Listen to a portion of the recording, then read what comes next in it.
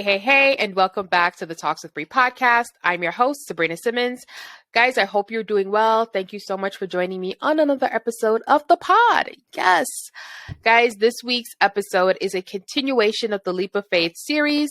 As mentioned, along with the Outside Looking In series, I started the Leap of Faith series to interview folks who have either taken steps towards a major shift in life, be it deciding to move to another country, shifting in their career, or they, took a page out of my book and decided to do something they've always wanted to do. So this week, my guest is Christina Townsend.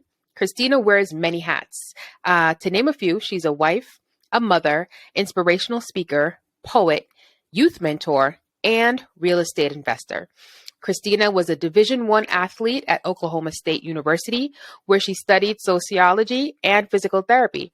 Christina's passion is to help transform the mindset of women and the youth of this world. Christina, welcome to the show. Hi. Thank you for having me. You are welcome, girl. It is so good to have you on the show. Guys, let me just give you a little backstory because that's how I like to start the show. Christina has been something of a mystery to me, okay? So we've said hi in passing, and I've known her or known of her. Because when you say you know someone, there's a level of intimate knowledge, right? So I've known of Christina. I've seen her in person, known her, of her, but not really knowing her on that level. And it wasn't until one day I was there trying to promote my podcast and talking to another person and we started talking and she shared something about herself that made me say, okay, no, I need you on the show. I'm doing a series called Leap of Faith. Do you want to join in? And she was like, sure, why not? So here we are today. And Christina, I just want to thank you so much for joining me. But before we get into this question, do you have anything you want to just pop out there to the folks? Because we're going to get into your background shortly. No, just I hope everybody's having a blessed 2023 so far. And I feel like there's just blessings coming this year. Oh, I like it. See, she's just coming in with all this positive energy. She's like, blessings are coming. I receive it. So Christina, we've talked, but I want the folks to get to know you a little bit.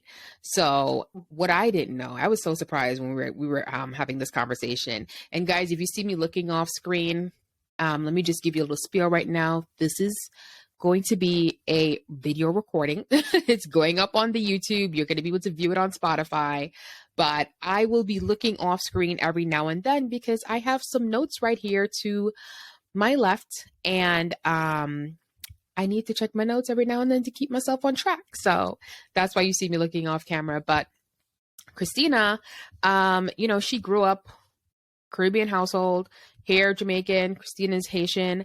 Girl, give us a little bit of, your backstory. So yes, I grew up in a Haitian household. My parents are both Haitian, so I grew up very much with the Haitian culture. And I truly believe a lot of the things and who I am today stems from the Haitian culture itself. There's a lot of discipline principles, values, core values that stick with me now due to the fact of just a lot of things my parents have endured in their life and thought it was important to share with me and my sisters. And I have 3 sisters.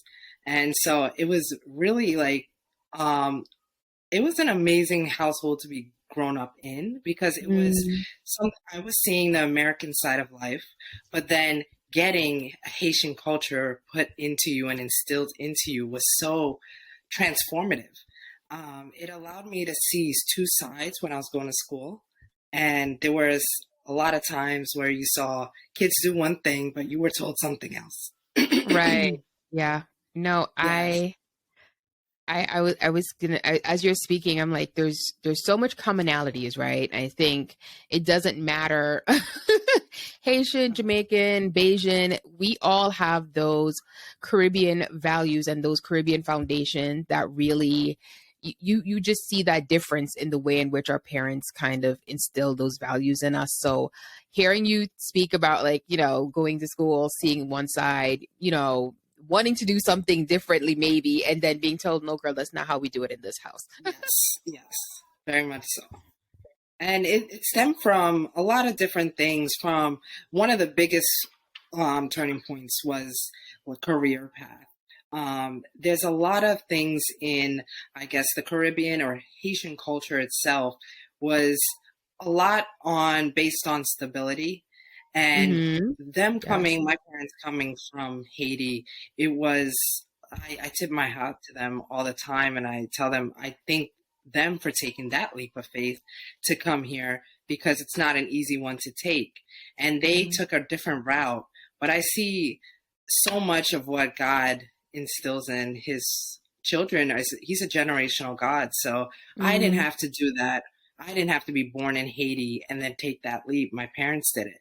Now, them coming here, they instilled that stability because they feared instability.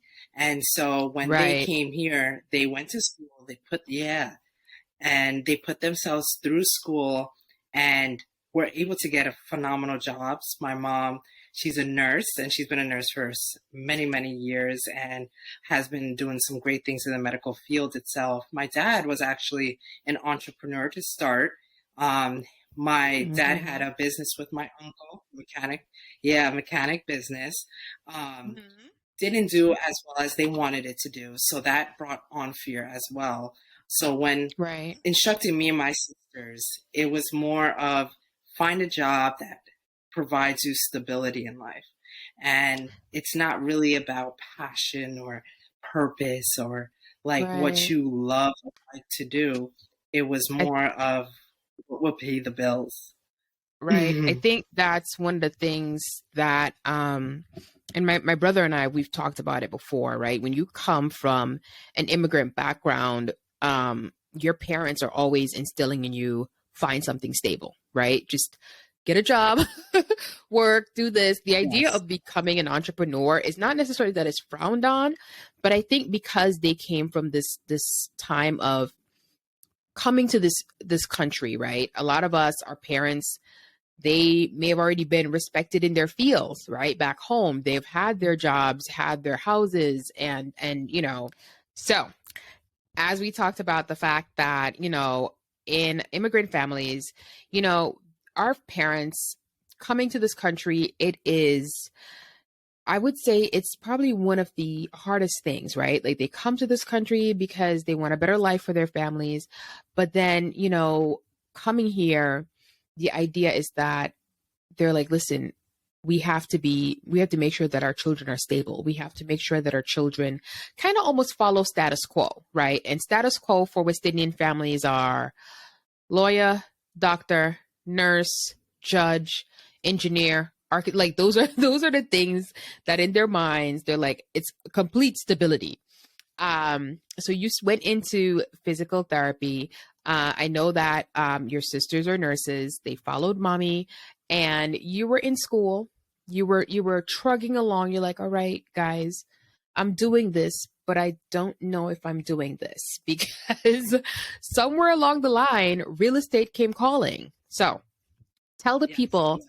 how you ended up in this, I would say, what your parents would probably consider an unstable field. So I think it's a long journey to getting there. I think the journey started Mhm. when I was younger. And I think there's a lot of times there's seeds planted when we are younger. We just don't know how to flourish Mhm. them. And certain seeds just don't get light. They may get light later on in life when God shows us that light. But I think that's what happened for me. When I was younger, I was sitting down just watching a TV show and a commercial came on for an audition for a commercial. And I remember rushing at that opportunity. And I actually went, I didn't get it. But that sparked my interest right away. And I knew that medical field wasn't for me. I knew there was a lot of other pathways that everybody was telling me to go Mm. into wasn't what I wanted to do.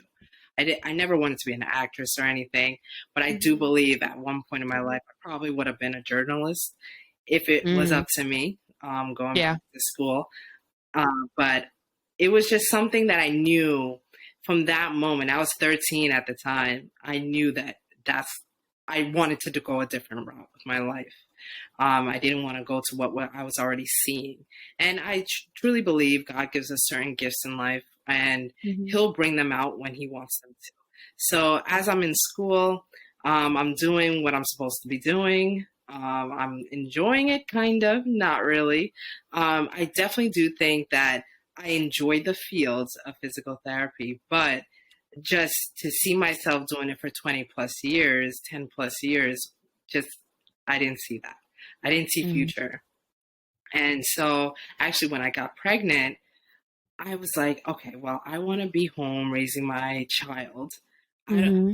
I can't do that being a physical Right. therapist. So how can I be home and also work at the same time? Because I desire to work as a woman as well, just to fulfill that Mm-hmm. part of me and that purpose that God has instilled in me. So I was like, well, I caught COVID, and on that break, God just spoke to me and was like, real estate. And I was like, Mm-hmm. real estate. My husband's been in the industry for so long. And so Mm-hmm. it didn't really resonate at first. But then the moment he said it and it just became apparent and I started learning, it was like it just clicked. And I just instantly fell in love with the field. I fell in love with the idea that it gave women a purpose outside the home as well as in the home. It gave that Mm-hmm. flexibility. And so the moment I found it, I just started reading and getting into courses and classes and just reading as much as I could. And I just fell in love with the field completely. And so I desire to help as many stay-home moms or women in general that don't Right. want to work outside the home, want to be a Mm-hmm. steward of their house and also in their finances, and just to help them in their career path. So you said a couple of things, right? And it's funny when you mentioned being a journalist, right? Because my background is actually broadcast journalism for undergrad. Okay. And I've always wanted to do the podcast, but Yeah. procrastination, that's another story. Yes. However, listening to you speak, I see some similarities because I mean you're a speaker as well. You're a host. You're an activist. So there were these seeds, right, of service. Mm-hmm. There's the seeds of just being a presenter, right, a speaker, an inspiring speaker too, because anyone can speak, right? But someone who spoke with purpose and inspiration. So you had those seeds, right? And it wasn't until you saw that commercial that it gave you the spark to say, something's off here, right? But I wanted to kind of touch base on the activism side, right? Like you found purpose with your career as far as moving into real estate, but you also mentioned these other seeds that just from knowing you give you purpose as well. So I want to hear some more about just your activism work, your empowering work when it comes on to women, because that is at the forefront of your mind. So tell us a little bit more about that. So yeah, I desire to help as many women just feel comfortable, because I truly do believe that women shouldn't just be in the home or they shouldn't just Mm-hmm. be at work. I do think it is our obligation as women to steward over our houses, because Mm-hmm. everything works better when women are in the house, I feel like. Mm-hmm. When you're stewarding over either just your home itself, if you're the only one in it, or if you have your husband or you have a child you're taking care of, whatever it might be, or whoever it might be. I think Mm-hmm. there's just such a beauty when it comes to women being there for their house. And Mm-hmm. I just desire to see that in other women as well. And I know so many women want that chance, but Right. they have to work. And so I was like, since I've been able to create that for myself, how many women can I help that don't want to go to work, but Mm-hmm. they want to be home with raising their children for their husbands? And I was like, I can do that. I can help them as well. And so for me, I just want to bring about change to that community, that stay home mom community. Mm-hmm. In the sense you could be a stay-home working mom, but still have the same hours, not like a stay-home mom where you're answering phone calls or Right. you're not doing like, it's just tiring. No, but actually real estate is just so illuminating. It brings so many different avenues to networking where you're actually out of the house and Mm-hmm. meeting different people. And because one of the things too, staying home is probably tough. You're behind four walls, It's a and full-time with your job. children.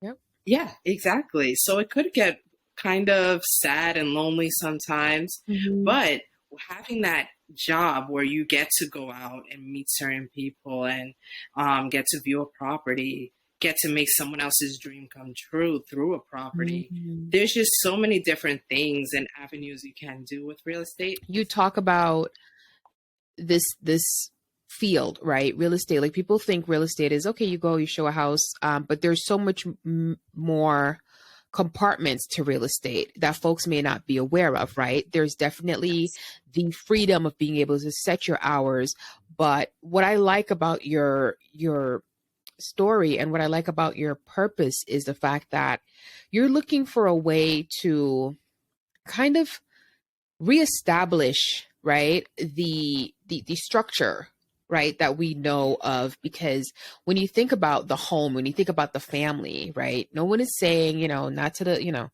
not to belittle or not to throw shade at the feminist movement, right? Like everything has its place. However, I do believe and agree with you that when you have the opportunity, when you have the ability, when you have the privilege of being able to be home with your family and raise your children, it makes a difference, right? It makes a difference in the home life. It makes a difference with your children. So hearing you say that, I think a lot of women out there are probably like, well, how does she do it? So it would be great for you to tell them like what exactly side of real estate that you're doing, and then ways in which you use that to empower other women. Like what platforms do you use to share this information? Yes, of course. So the first style that I got into was called wholesaling real estate. So Mm-hmm. in essence, you take a property, find that property, and you find an end buyer or investor for that property. The property you find, it needs to be a property that's distressed, that needs work, Mm-hmm. that looks like it needs some TLC. And then you Mm. find someone who wants the property, an investor, and you just basically are the middleman. They want your property and you want to give it up. So there's just so many different avenues. But the first way I want to teach stay-home moms or women in general is the idea of just finding a property and giving it to an investor and charging a fee in between. And the fees range from 5,000 to could be 100,000, depending on Wow. the deal, depending on Yeah. if you get a Yeah. great deal. Yeah. And I know you have like courses that's going to be upcoming, and I know you have plans upcoming, and I don't want to give everybody everything away. But I Yes. do think it's important Oh, for I do think, because I mean seriously, you have your platform, and we're not going to tell everybody everything. We want to generate folks to go over to your platform so they can see, and then they can ask those questions. And I'll share her information in the show notes, guys, don't worry. But we just wanted to give you a little taste of realizing that it's more than, not probably, it's more than just doing the traditional buy sell of the housing. So mhm. I really do like that idea of it. And I love the goal of wanting to empower women, empower, moms who want to just find like a side hustle, or just say, you know what, I'm interested in this too. Why not? But I also wanted to touch in on your activism, right? You played Division I soccer throughout your whole college career, and you have used that skill to coach younger players. You have empowered youth through your mentorship. So I wanted to kind of touch in on that as well, because you just are a woman. Like, you're a woman of many hats, but there's so many parts to you that I want to take my time and get folks to see the many faces of the many sides of Christina. Yeah. It's a pleasure. Thank you. For me, growing up playing soccer came so easy, and I know it may not be for a lot of young athletes. And so for me, just talking them through, one thing that I learned playing sports was I feel like under talked about was the mental side of the game and how important it was to be present in what you were doing to yield a bigger result. And so to yield a team result, it may not just be for yourself, but for the team. If you're not present, you miss one tackle and then that ends the season for some, depending. Yeah. So I knew that importance and I knew it was under talked about. And so I've been going around to different high schools here in Long Island and actually addressing this issue with athletes and just speaking to them and encouraging them to pursue whatever they want to pursue in the athletic fields, but also to remember that your mind first is really the root cause of your success as an athlete. When I realized the reason why I've been able to achieve so much athletically was due to my stability mentally in the game. And I took it upon myself every single game to make sure I did the little things correct. And that was my routine prior to the game. I would always visualize tackling and visualizing making the passes and taking the time out to actually make sure that I'm going to achieve 110% on the field. I didn't just take it lightly. And I think that's one big thing with the youth maybe now. I feel like we're lacking a little bit. We're lacking that time spent behind closed doors. We all want to be on the field. We all want to play.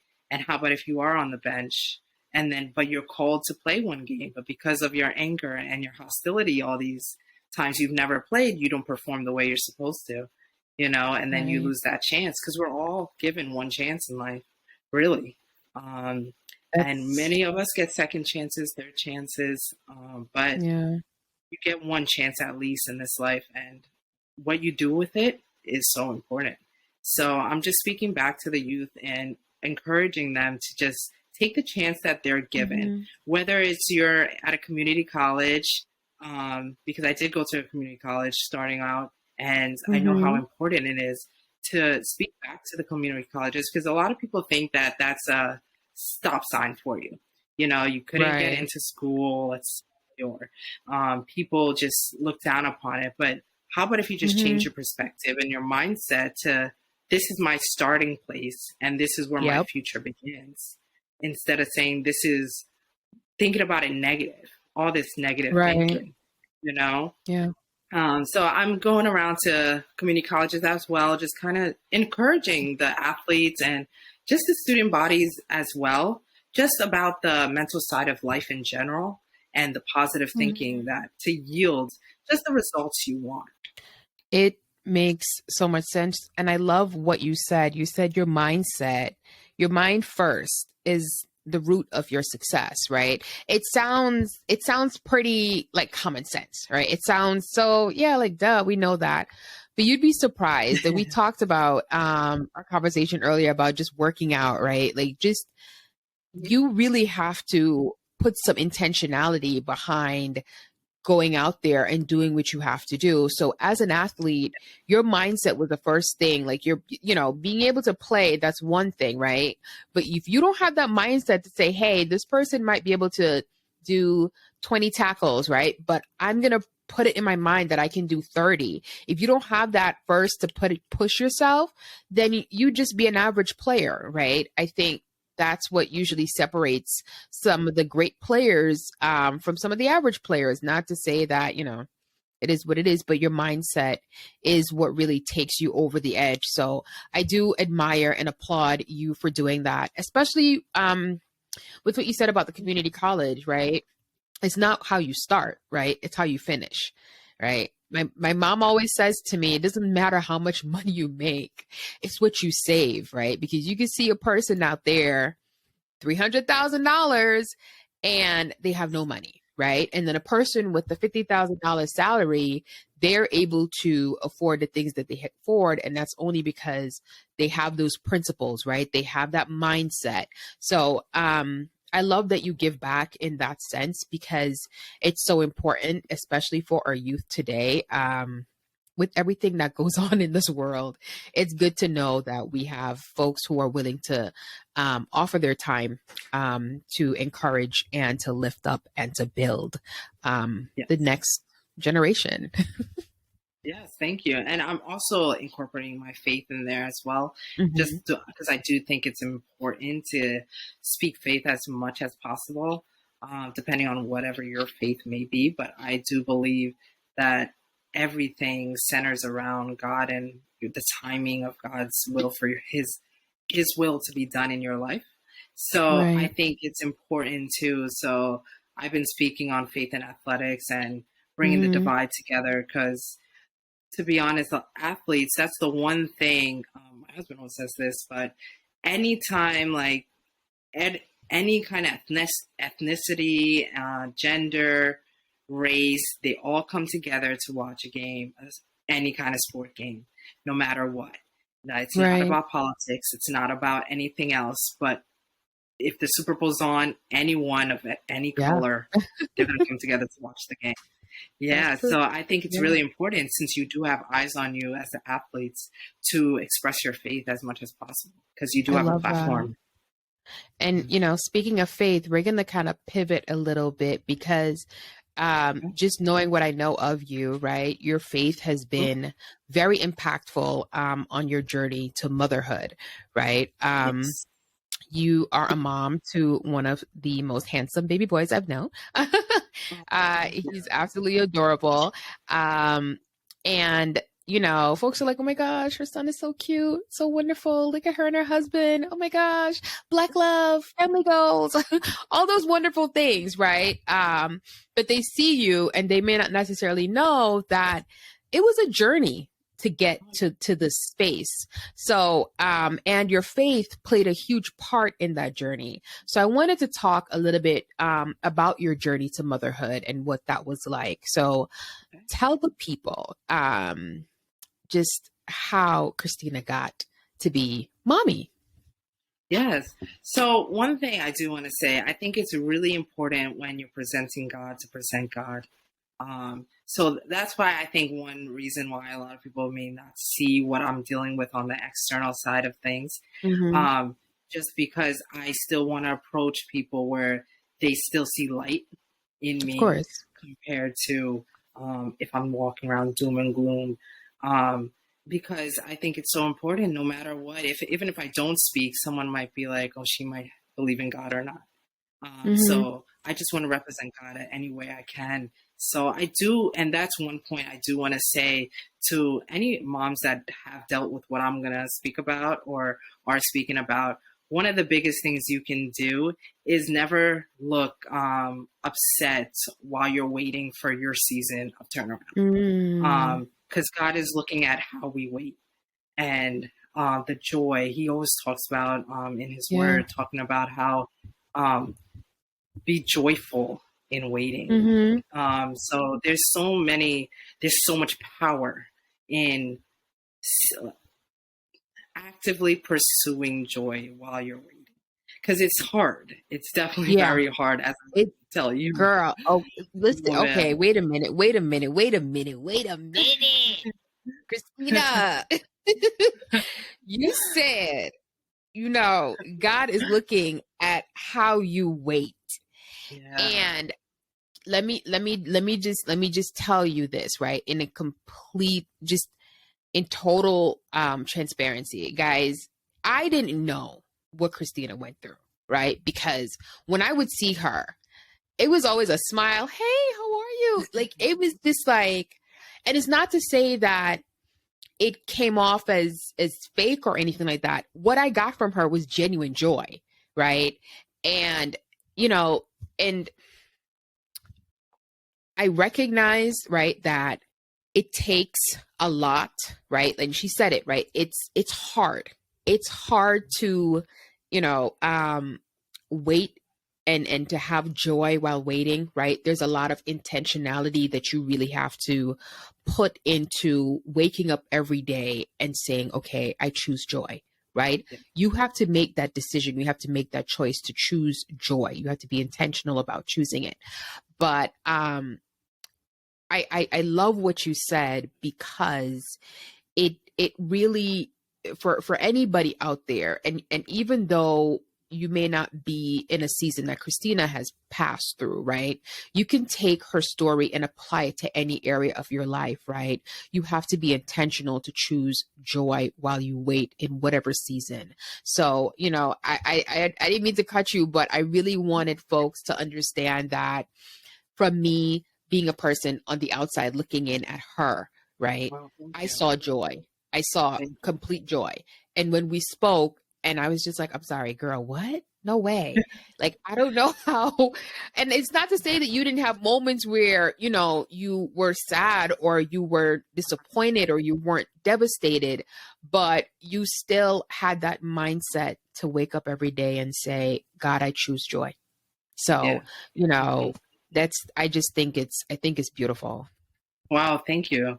Thank you. It is, hearing you say it, it's, for me, there were times where I was smiling, forcing a smile, because it was like I would probably just woke up and was crying over the situation, but Right. it was like I had to, smiling is contagious.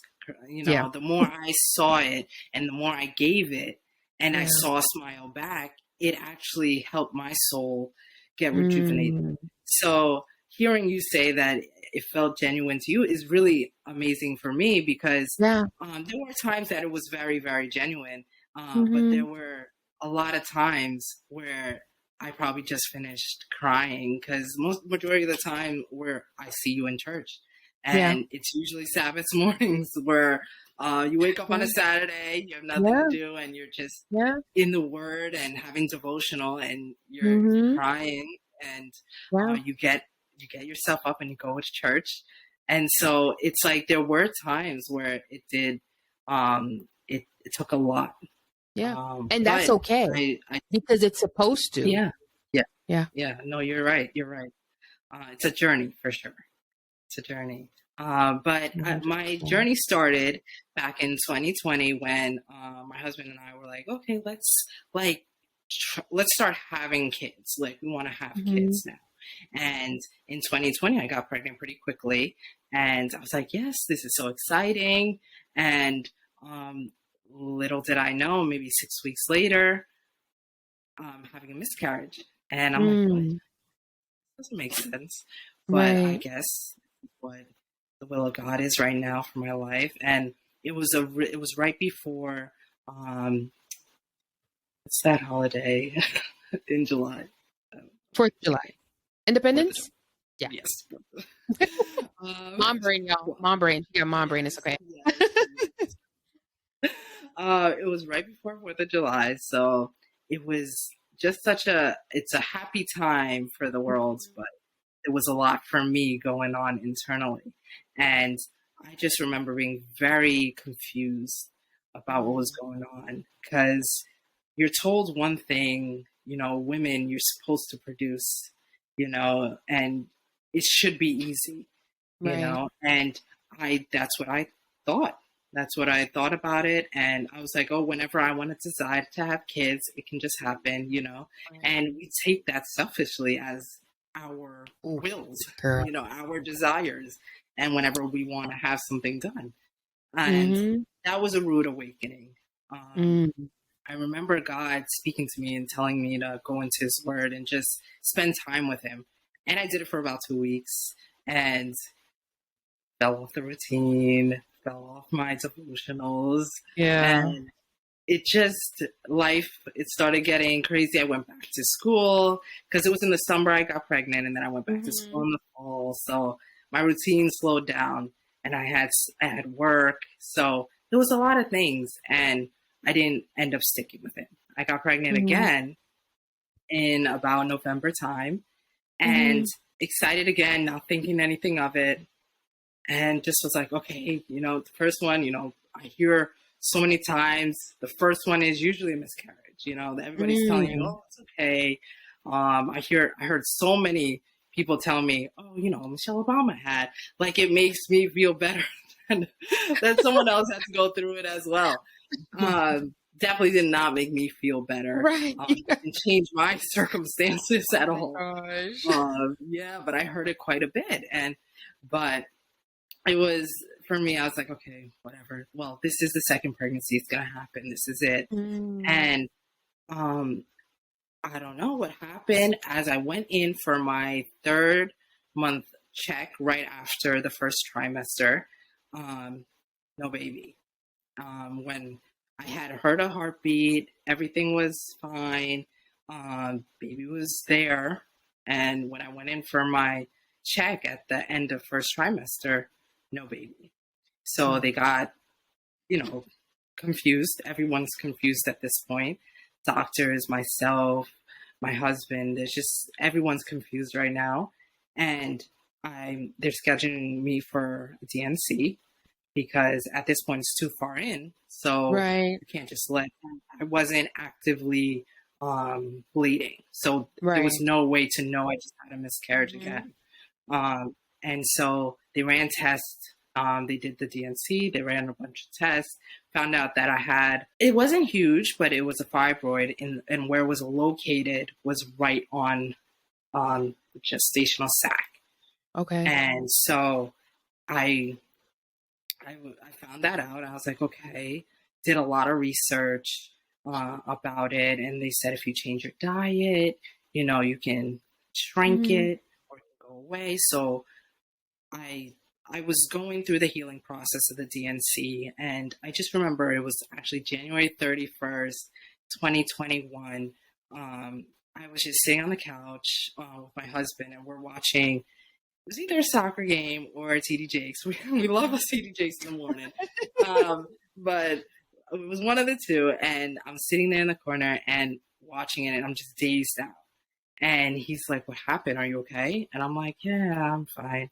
And he's like, are you depressed? And the moment he said that, I knew it was affecting me. At first, I didn't even think it was really affecting me because this had been 2-3 weeks already. Since my DNC. And so when he said that, I was like, oh man, so it's affecting me. And I really wasn't even aware that I was being affected that much. Of course, I was hurt, but I didn't know I was being affected to the point where you could see. And so, we spoke about it, and I was like, well, I just don't get it. I don't get why, I'm a woman, I'm supposed to do this. I'm supposed to carry, I'm just supposed to produce. And why can't it happen? I just want it to happen so badly. I want to be a mom. I've dreamt about it since I was little. So for me, it was very just in a space of confusion and in a space of why does it have to be right there? Why can't it be anywhere else? I was asking a lot of questions where they're just rhetorical questions. There's no answer. God is not going to answer you, So I just went, and I remember that day, from that moment on, I was like, I have to make a change. It's either I pick to stay in the depression and maybe make things worse for myself, or go the other route and just seek God for guidance and just seek him for whatever he's trying to tell me during this period of my life. And I chose the second option, to seek God. And February 1st, 2021, I went on a 40-day fast. And I just read the word of God. I read it. I meditated on it. I allowed him to just speak to me and just tell me what he wanted me to say. I dug up a lot of things from that I didn't even know that were bothering me. That I felt like, even just this one aspect of my life, pursuing my purpose, I didn't know how much that was actually bothering me until that moment. Because when I did go on the fast, there was a lot of things God revealed to me about my purpose that had nothing to do with what I was doing. Right, because And you were so still I in was, physical therapy at that time, right? yes, Yeah. I was still in school. Yeah. And he was revealing like entrepreneurship things that Right. I had no background in. And I was like, what does this mean? Like, I have no idea. Mm-hmm. I've never seen it before successfully in front of me. And so it was a lot of things that I had to just take for myself. And that time gave me so much time with God. And Mm-hmm. after the fast went on, I remember I just felt so much lighter. I did change my diet. I went vegan and plant-based Okay. for that 40 days. I just Wow. wanted to try it. And Mm-hmm. I remember losing a whole bunch of weight because you're fasting and you're It going will do that. Yes, it plant-based. So, will. you know, but I just say that because so many people mentioned, "Oh my God, you're losing so much weight. Like, yeah, are you Mm-hmm. okay?"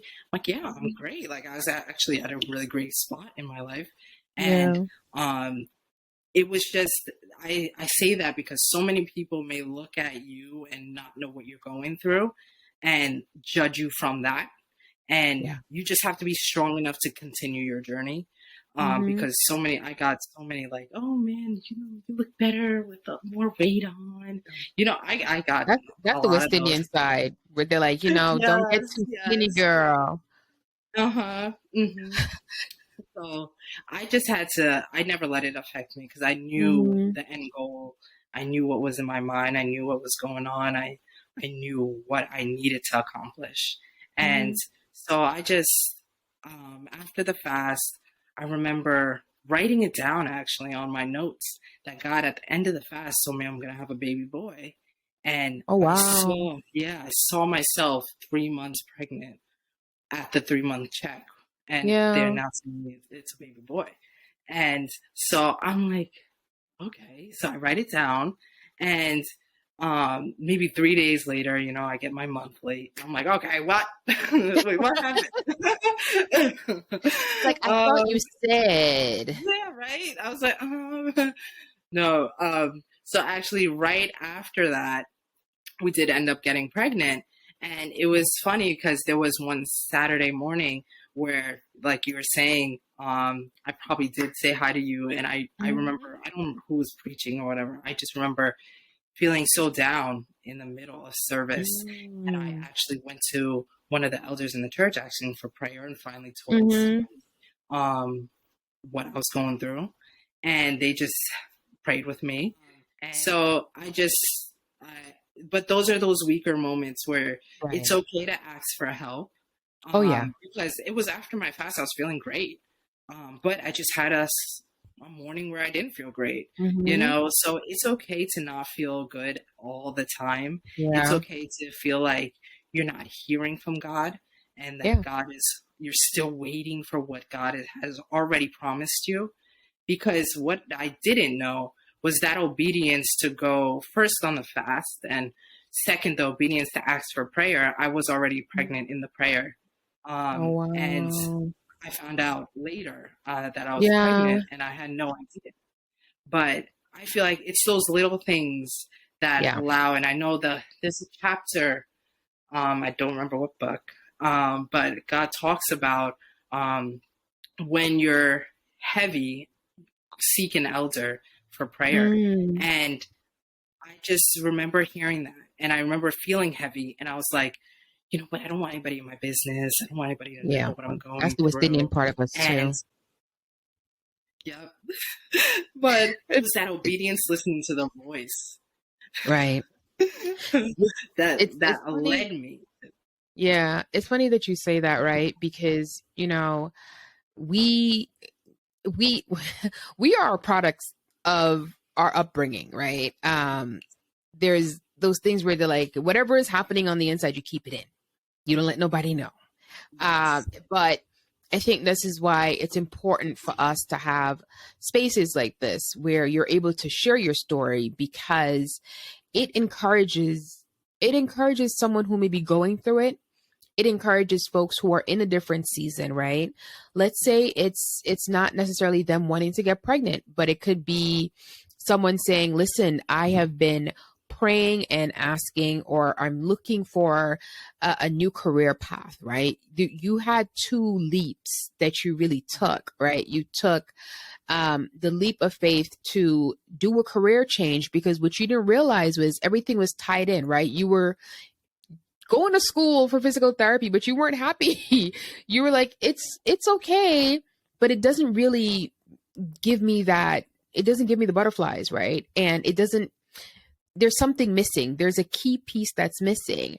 And then, you're like, okay, well, I'm doing everything the right way. I got married, me and my husband were going to start this family.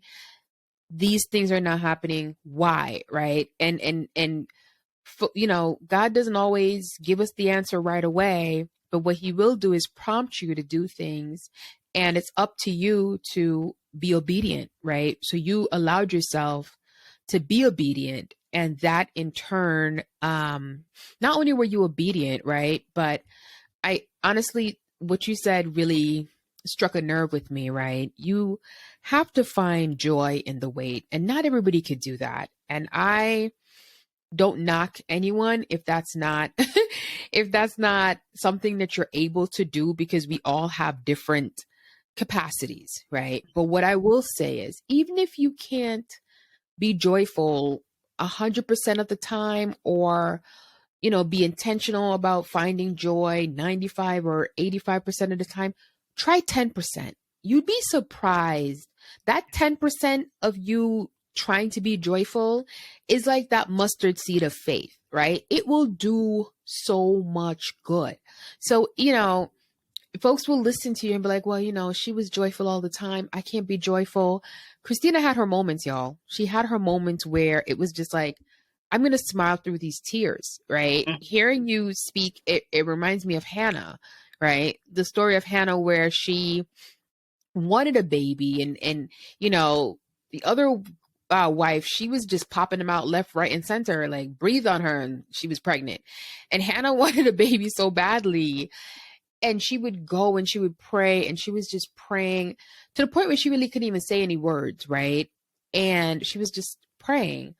And I listen to you, and it inspires me. I love when I speak to my guests, because I get such inspiration from your stories and encouragement for myself. And I hope folks are getting encouraged as well. But you were able to not only find joy in the wait, Christina, but you were also able to allow yourself to be also weak in the wait, right? Like you were weak in the wait, and it was okay, because we're all human beings, and that's just how we are built, and that's just how we're made up. But you went through, you guys were blessed with an amazing, beautiful son.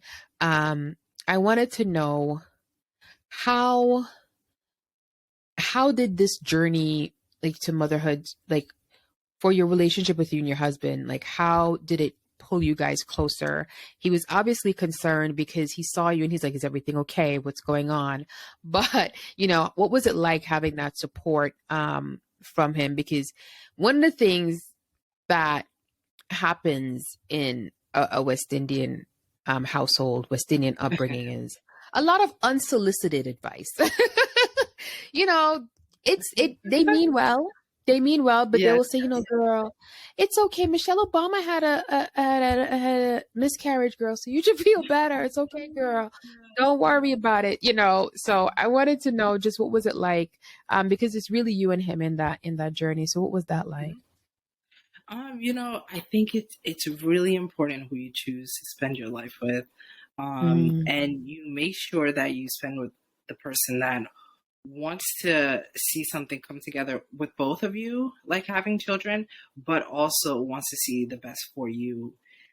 Because I can honestly say I probably wouldn't have went through or been successful in this journey if it wasn't for him. He was so supportive the whole way through, even going through the fast.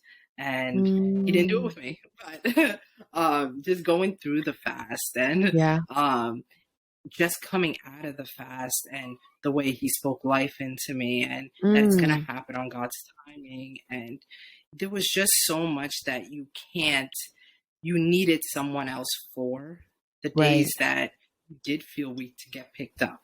The days you didn't want to laugh, you laughed. There were just so many times where that it would have been easy to just stay in bed and just been like, how is this going to happen? You can go like, because it can really it can cause a divide for sure in a marriage.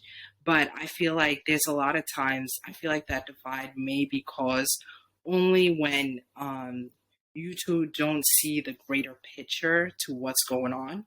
I think for me, it was, we both looked at each other and was like, something isn't right, you know? And it's like, what can we both do to maybe just enhance the option of it actually happening for us? So just seeking that clarification from individually and then coming together as a unit. It's so important. And we didn't blame one another. It was just, it's really important not to blame yourself in it, but also don't blame your partner for that, because a lot of times these things are out of our control. And the only reason, and one part of the story that I forgot to mention, was when the doctor said, when I was pregnant the third time, when the doctor said, there's a greater chance of me having another miscarriage. And there's just literally a crack of a chance. And I had already scheduled the fibroid removal for August. And when I got pregnant, I was like, what should I do to the doctor? And she's like, let's treat this as a pregnancy and let's see how it goes. And, you know, there's so much that you had no idea about. Like, the only thing that changed from my 2 miscarriages to having my son was the obedience to go on the 40-day fast and silence. Because nothing changed in my womb. I still had the fibroid. The only thing that changed was my presence with God, you know?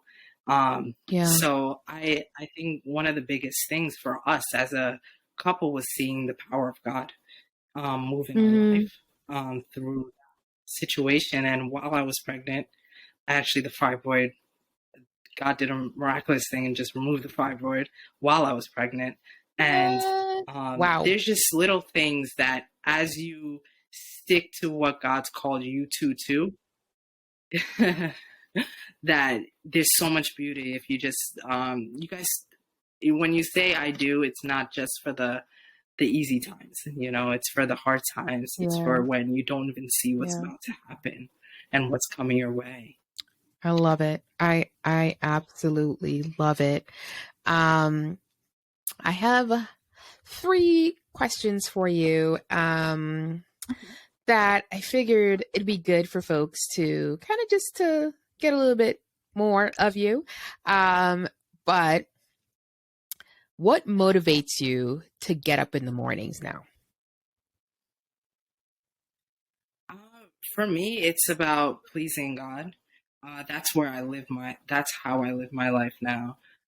Because I feel like one of the biggest things I was doing before was taking life for granted.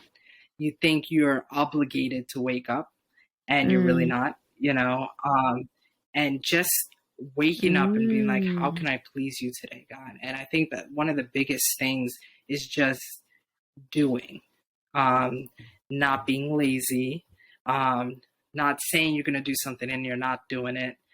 There's just sticking to your word. When God tells you something and you say yes to it, sticking to the yes. Yes. So another question that I have for you is, what have you learned about yourself recently? Recently, I've learned that I'm a fighter, for sure. I've learned I don't give up. Yeah, I definitely, I will. I'd rather not have regrets. So I I do my best to not give up. I like that. I like that a lot.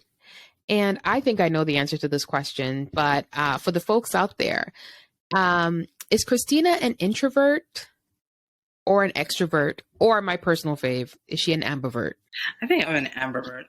But I do have a lot of introvert qualities. But I tend to, if I'm in a comfortable situation, I feel like I'm an extrovert. It's just, Yeah. it's when I'm feeling out the environment that I'm more of an introvert. Introvert, yeah. That's girl, you're an ambivert. You're an ambivert. It's just who we are. We're coming into something, we're like, oh, let me assess the situation and see what's going on. And then when they meet, you're like, whoa, girl, wow. Okay, so she's an extrovert. But no, we're just, depending on the situation that you put us in. Christina, I can't thank you enough for coming on the podcast, for sharing your story. I think not only are you, as I learned recently, a fighter, but I honestly think that you are, your story is one that is inspirational. I love the fact that you serve in the capacity of giving back to the folks, to the youth, and ensuring that they understand that, listen, mindset is everything, right? Mindset is everything, but you can do anything that you set your mind to, but you can't be fully successful at it if you don't have God on your side. Yes. I think folks will, might be like, oh, well, this person did it and they're successful, but are they happy? Right?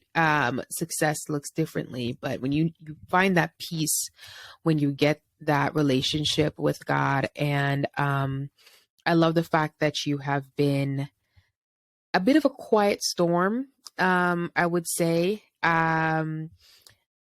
I love that you are here sharing your story, because it will give people the opportunity to see this other side of you. And I absolutely love that.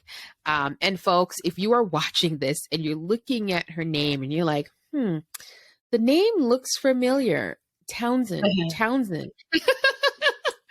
You could put two and two together and you'll see she's the sister-in-law of Katie and Townsend, who is also on the podcast recently. So I'm sure folks will be like, that name looks familiar. I told you guys, you're going to know the name. I can't thank you so much, folks. Thank you all so much for chilling with me. I will be sure to leave all of Christina's links below in the show notes. Don't forget to follow, rate, and share the podcast with a friend. If you are viewing on YouTube, please be sure to hit the subscribe button, leave a comment, and hit the notification bell so that you'll be notified whenever a new episode is uploaded. I listen, as I'm saying it in my YouTuber's voice. If you want to drop me a line, please make sure say, hey girl, hey, talks with Bri pod at gmail.com. If you want to reach out to Christina for any speaking engagements, all her information will be listed in the show notes. Christina not only has a website, she has a blog, she has a podcast where she speaks poetry. Yes, I told you, many hats.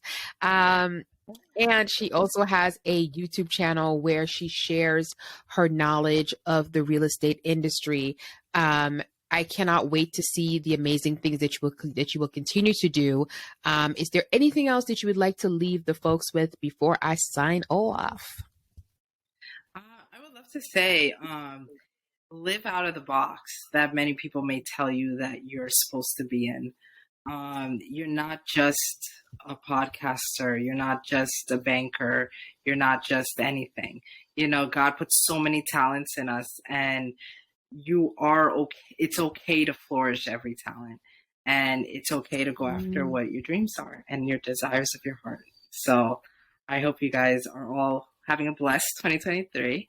And thank you so much for just this opportunity to be on your podcast. And you've just been phenomenal. And I love the questions. I hope someone was blessed by this conversation. And I just wish all the blessings upon your podcast and your endeavors and everything that you're doing, because this truly will definitely break some barriers.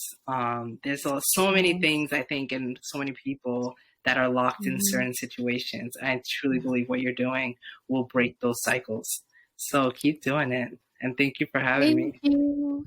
Thank you so, so much. I really appreciate it. I can't tell you how touched I am just by you saying that. It's been an adventure and I'm enjoying I'm enjoying the ride. If anything, I will say I am living out loud by doing this podcast and I'm taking your words to heart. Folks, I wish you all an amazing week. And as you go through the week, don't forget to take a moment, be present, be still, remember where you have been, and appreciate where you are. This is Sabrina and my guest, Christina, signing out. Till next time. Bye, guys.